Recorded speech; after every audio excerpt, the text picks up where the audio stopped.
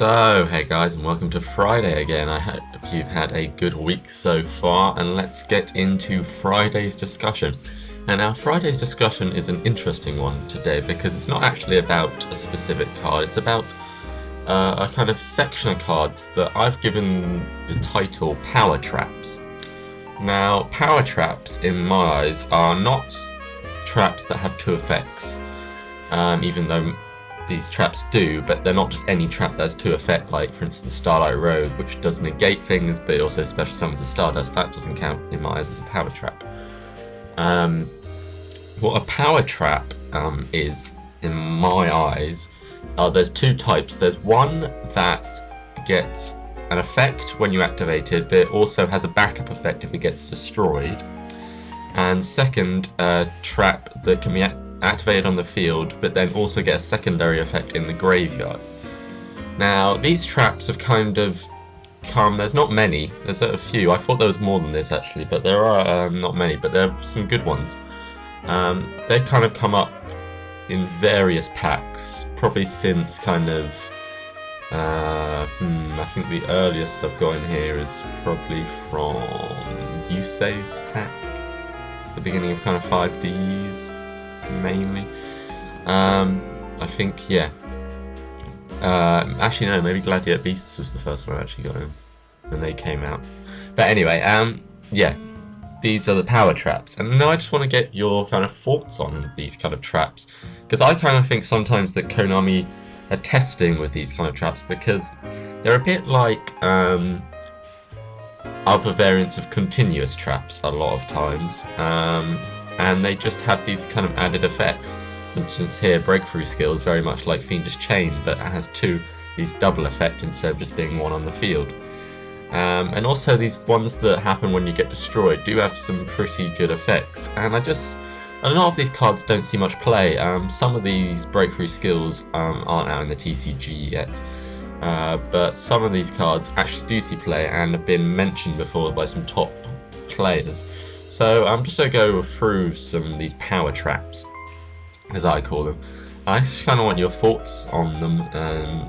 Do you think that Konami should try and create more traps like these that have these kind of dual effects that can be activated in the graveyard, or do you think that might harm the game a bit? Because obviously these cards have a really huge bonus for milling decks like Chaos Dragons and Lightsworn and stuff, because it's not that they even have to have been activated before your before you can do it in the graveyard. It basically says, for instance here, during your turn, except the turn this card was sent to the graveyard, you can banish this card. So as long as it was in your graveyard, then it's fine. You don't have to have activated the other effect for it to activate. So you can just have it in your graveyard, and it can be really handy because monster hand traps have the bonus that they can be summoned again. And a lot of monster reincarnation and monster to the hand stuff.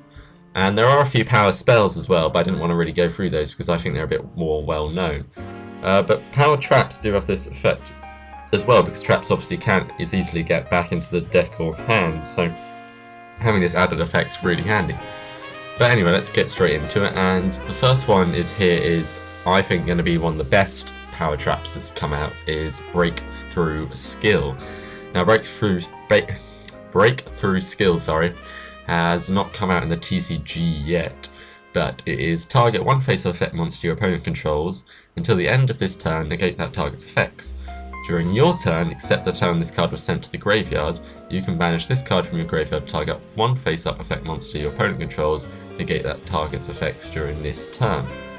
Now, that's basically 2 times you can negate an effect, and that can be really handy because it can negate, obviously, simply negate the effect like an effect failure. It can be an effect failure instantly to anything that gets summoned on your opponent's side of field. But even when that's happened, your opponent won't a lot of the time won't realise that it'll be in your graveyard, and then they'll summon something, and then it'll be your turn, and you'll be able to negate that effect, on which it could be an attack booster effect, which you can negate and it will go back to 0. Like for instance Chimeratech Dragon, I believe you can negate and it can decrease back to 0. And there's just other cards that you can just negate the effect of. Negating effects that stop being destroyed, like Spirit Reaper, for instance. So it's a really handy card, and it's probably one of the best effect power traps there is. So what are your thoughts on Breakthrough Skill, guys? I think it's going to be a really good card when it comes out. But moving on to the next power trap, and this is Mischief of Yokai. Now, Mischief of Yokai, I can't remember who it was, but it was from a YCS, quite a good high-ranking, one of the higher-ranking duelists, was talking about how Mischief of Yokai is really good against Dino Rabbits, and it can stop most of their plays. And when you read its effect, it's pretty true, because Dino Rabbits is an XYZ deck. It revolves around getting the Dolka or the Lagia out, really. But this can stop that, because, for instance, each face-up monster on the field loses 2 levels until the end phase. That's its first effect. For instance, when they Rabbit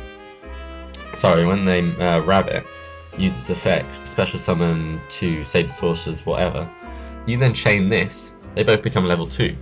Now, not many Dino Rabbit players play Gaichi or anything like that, so you're probably going to be alright, and they won't be able to overlay until next turn, which hopefully you will be able to get over them or get rid of them before that. It also has the other effect that you can remove and play this card from your graveyard to select one face-up monster and reduces its level by 1 until the end phase. Now, that's another brilliant effect, because basically it happens the same. They summon 2 Sabersaurus, you make one become level 3 and the other become level 4, they can't overlay. You can do it with loads of cards. You can just they have 2 monsters out, chain it, make one level lower so I can't overlay them, and they just have 2 monsters on the field. It just comes in really handy, and I think again is another really powerful power trap. Next we go into Skill Successor, a bit of an older power trap. This is target one face-up monster you control, it gains 400 attack until the end phase. Lovely, nice effect. During your turn, except the turn this card was sent to the graveyard, you can banish this card from your graveyard, target one face-up monster you control, that target gains 800 attack. Again, it's just a really nice other attack boosting card. Obviously you can't use them during the same turn, which you can't with any of the power traps that have these kind of effects, because then it might be too good in a sense, actually. But yeah, it has this really useful effect. It means once you've activated it, it's in the graveyard, you can use it again, and that's what I mean by these really useful power traps. Power traps can be really useful because it means you can play less traps because your traps can be used twice, which is just really useful. And the next one, which I've been seeing a little bit more play of these days, is Damage Diet. Halve all damage you take this turn. You can banish this card from your graveyard, halve all effect damage you take this turn. Now, that's pretty useful as well. You can go halve all damage you take this turn against, I don't know, not many chain burn players or burn players in general do attack. But for instance, there are a few burn decks that use monsters to attack or burn with like Solar Flare Dragons, stuff like that. A bit old school, but they still do it. They might attack you, you activate this, and then you can actually banish this card from your graveyard, actually during the same turn. This is one of the few you can do at the same turn, to halve all the effect damage you take at the end of the turn as well. So these power traps do have a place in Yu-Gi-Oh! And I think they have a bigger place to play, and Konami, I do think, might look more into these kind of cards, because it means you just have to play less traps, because the traps you have can do 2 jobs. Obviously, I don't think they should ever be too powerful, mainly because continuous traps have the big downside that they can be destroyed really easily. The downside with these power traps is that once you've destroyed them, or even if they're milled, they still have an effect, which is a huge downside and gives more power to milled player decks, such as Chaos Dragons. These are great for Chaos Dragons, like you mill that trap, oh fair dues, I can use it still. It's still in the graveyard, I can still use it. So yeah, I don't think they should make them too powerful, or their secondary effects be too powerful, should I say. But I do think they have a place in in Yu-Gi-Oh! Should I say. The next kind of set of power traps is power traps that have an effect when they're destroyed. For instance, the Wild Tornado, which is seeing a lot more play these days, is select one face-up card in the spell and trap card zones and destroy it. Great, you can pop those Dark World Field spells, you can pop face-up skill drains, stuff like that. The controller of the destroyed card can then set one spell or trap card from the hand. It's a bit like a Dust Tornado, but it can only hit face-ups. But it also has the effect that if it's destroyed and sent to the graveyard while it's set, you get to destroy one face-up card on the field. So they MST it, you blow up a card on the field. Face-up card on the field, by the way, means it can be a face-up spell or trap or a face-up monster. They hit it with Heavy Storm, you get to pop some other cards. And then you can also use the other card that has this effect, which is Security Orb. Activate only when your opponent declares an attack, change the battle position of that monster. So it's basically, well, I was going to say Book and Moon, but it's not. It's basically an enemy controller. When this face down card is destroyed and sent to the graveyard by the effect of a spell or trap card your opponent controls, destroy one monster in the field. Again, they play a Heavy Storm, play an MST on it, bam, you get to blow up one of their monsters. These two have really nice secondary effects, and that's the other kind of side of power traps in my eyes. These cards that you can set and you can just go, well, I'm going to use one effect if they attack, which is great, and I can use this other effect if they activate Heavy Storm. You just have to, you can relax. Power traps really just make you relax because you don't have to worry if they destroy them, because they can still use them. If they destroy these, you get to use them on the field. If they destroy the others, you get to use them in the grave. So that's what I'm talking about, power traps, and how useful they can be, and how I think they might be seeing more play, or not more play, but more being created in the future. Next are some more specific power traps, these final two. One is Burgeoning Whirlflame, and this is for Lavals. When a trap card is activated, send one Laval from your hand to the graveyard. And this is a counter trap as well, so it's even that good. This is going to be reasonably useful in Lavals. I won't probably see loads of play, but it can be useful in the sense that it can get rid of those Solemns, which can just hit the Quasar. You can just Solemn it, and it can hurt Lavals slightly sometimes. But this can stop that instantly, just discard one that negates it. But also, if this card is in your graveyard, you can banish 2 fire monsters from your graveyard to add it into the hand. And these are other power traps. The next one is Meteor Flare, activate by sending 2 cards from your hand to the graveyard to inflict basically 2,000 points of damage to your opponent. And if this card is in the graveyard, you can add it to your hand instead of conducting your normal draw phase.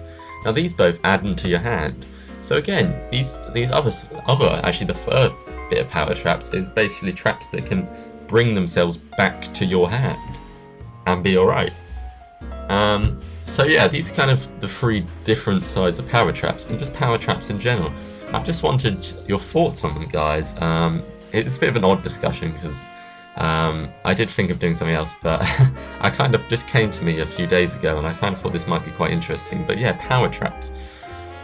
What do you think about them, guys? Do you think they can do a load of damage in Yu-Gi-Oh? Are you going to be playing them, get some good combos and stuff like that? And I think power traps are going to see more being made possibly in the future, and they could do a lot of damage because having that extra effect in the graveyard can really come in handy.